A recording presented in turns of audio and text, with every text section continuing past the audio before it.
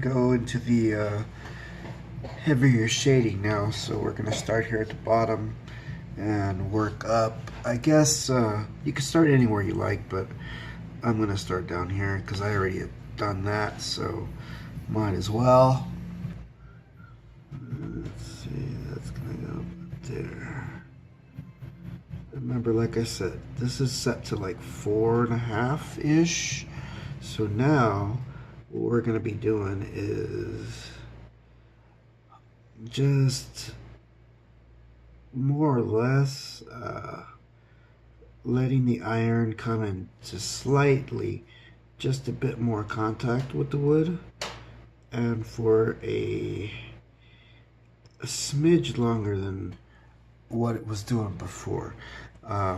You could get just as dark and you could go just as light as any other area. It's just all, like I said, it's all a matter of your line weight and your willingness to just wait out the piece of wood, you know?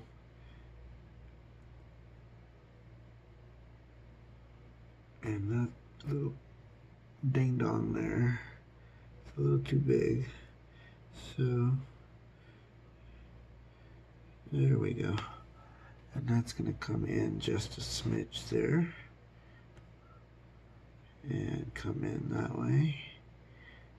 And that's going to be more like that's going to be a flame itself. So again, darken that up. Come in that way. Darken that up a touch there.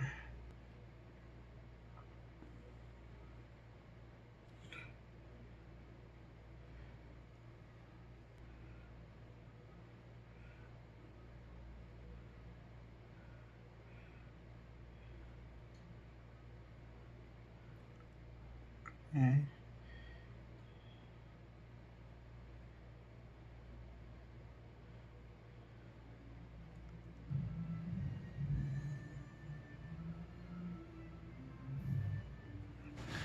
Alright, there's that guy.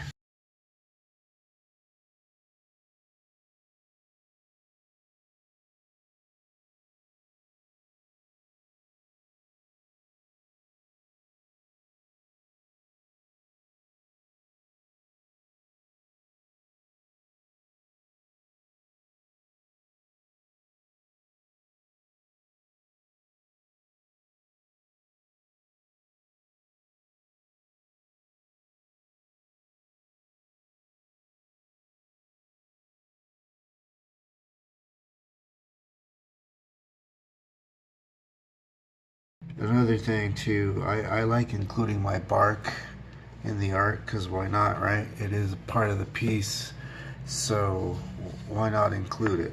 The only thing with the bark is that it usually burns at a much lower temperature, so you got to be really super careful. So when you're going down the bark area, what you're gonna do is kind of go same thing, really light, really light. Try to make it look kind of the same, and then we got a polka dot right about there. All right, let's just outline it. There we go, right? In.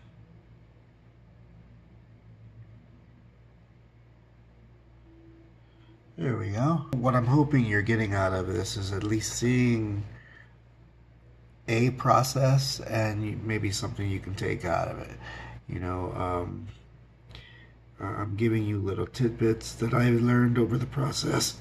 Excuse me. Like I said, I'm fighting a bit of a cold. Little things that I've learned over the process, or when they come to my mind, you know, and nobody really taught me this. You know, I just pretty much picked up a wood burner. My dad had a wood burner that he had given it a go several years ago actually, and he had one just it was an old I think a walnut hollow. It's an old one. I think I still have it as well. And I started with that, and you know, I've worked up to this now, and these things are. Gotta make sure all the connections are always, you know, these things are expensive, and I never thought I'd own one. So thank you, Phil and Randy, the Evanses, for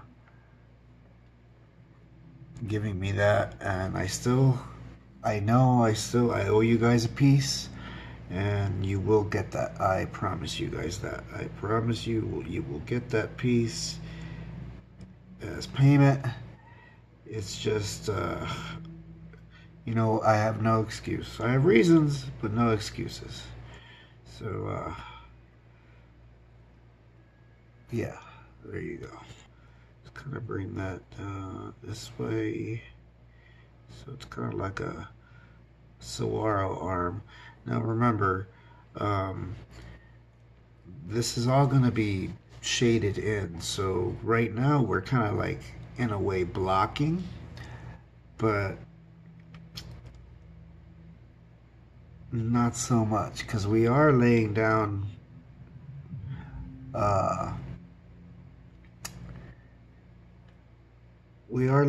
like the final lines. Like nothing's going to change drastically. So basically we're just laying out what we got, and we're gonna play with it here. You know,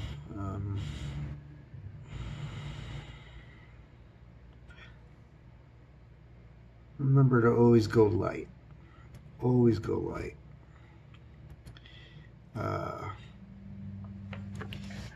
It's better to go light and layered than having to scrape off way too much and leave a hole in your piece of wood, or worse, have to start over. But hopefully we can avoid stuff like that. But you know, for the most part, always remember to burn light and just add on, like what I'm doing here. You know, right now all I'm doing is just, okay, don't burn here, basically, is what I'm telling myself. You know, I guess you could say I'm drawing it in, but I'm drawing it in more in a permanent way. It's not another step, which is one of the things that happened with the other thing. It was an entire other step. I was trying to kind of, like I said, recreate the wheel. I tried a whole different method, and it didn't work for me. So I wanted to try a different method also, just to see what was a better way for me to, you know, be able to teach you. So here we go, shading. And oh, bless you. Oh, bless you. I'm gonna have to take a little break here so you guys can meet my other baby. All right, this is Bella. Say hi, baby. Hi. Bella. What? Yeah, she's my other little. I think she wants to go outside. We were darkening this up. This is going to be kind of dark because it's going to be right around this crease here and near the fold of the back, going from the ribs into the back. So you're going to have to feather this in. See what I mean?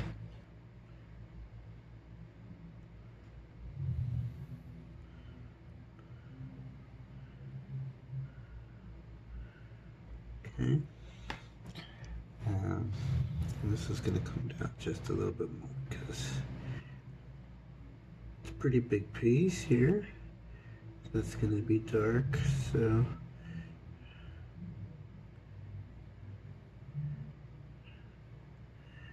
then we're going to angle this way just a touch.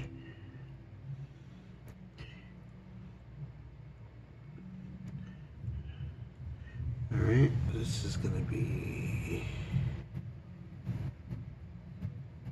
dark, but let's just feather this way for now, so we don't mess up any of these flames. And I know it's going to be kind of hard to tell those are flames, but once we color everything in, they should take care of themselves.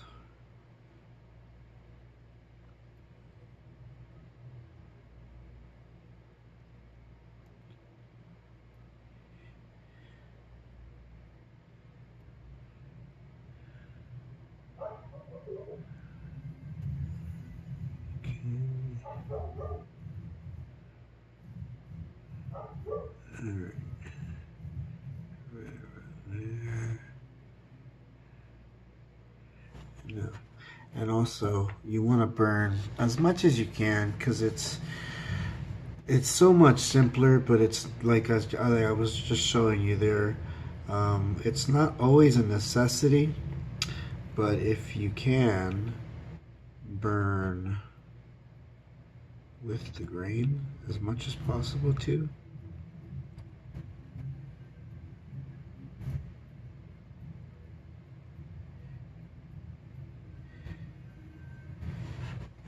Let's bring this way. I can't really manipulate my wrists very well. I can just like everybody else. It's just super painful.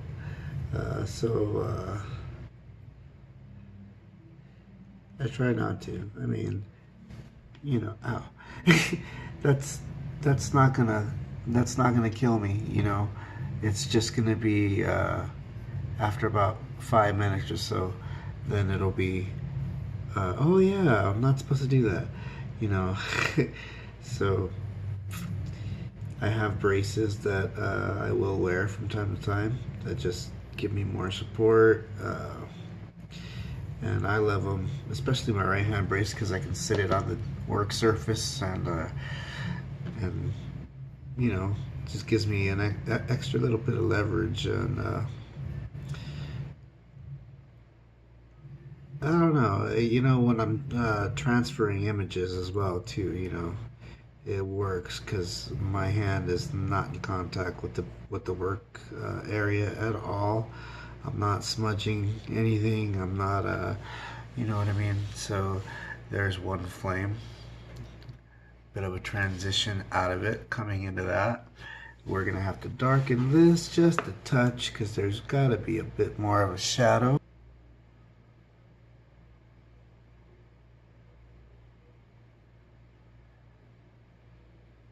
You see, you go in sections, little by little, and don't be afraid to go dark, because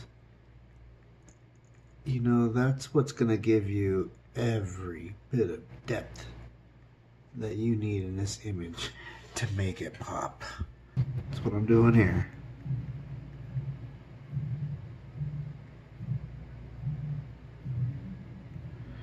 It's also nice to work in small areas like this,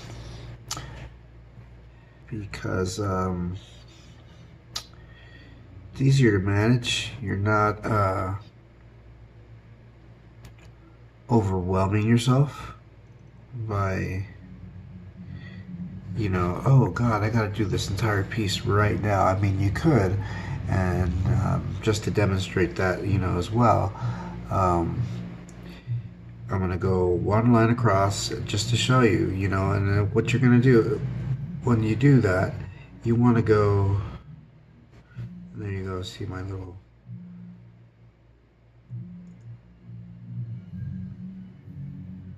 you're going all the way across, and you're trying not to stop, because every time you stop, you're gonna see one of those. Okay? And I know I just kind of did that on purpose to show you. When you want to work like that, you can, but you know, it's so much easier to just, you know, work in sections, go light, find out where you need to be.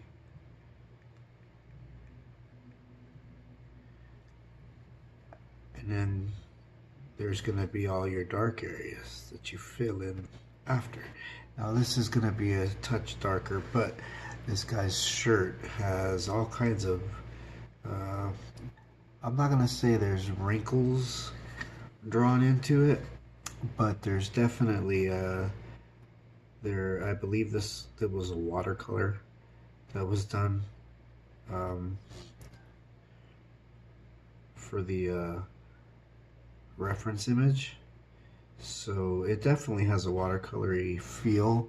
So where we would technically see like wrinkles, such and such, we're just seeing like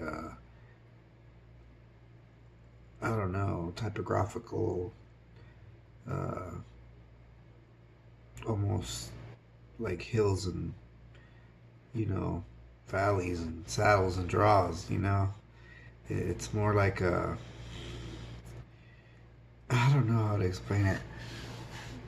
This is going to be a touch darker, this little section I'm doing here. So I'm just bringing it in.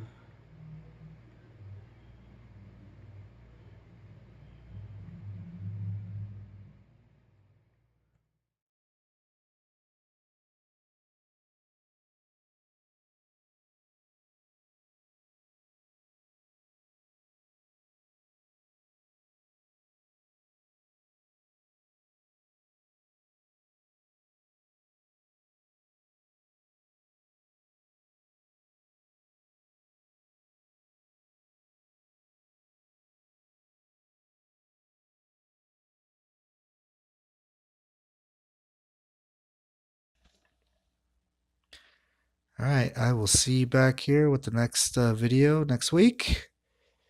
Tune in. Make sure you hit like and subscribe. Thanks.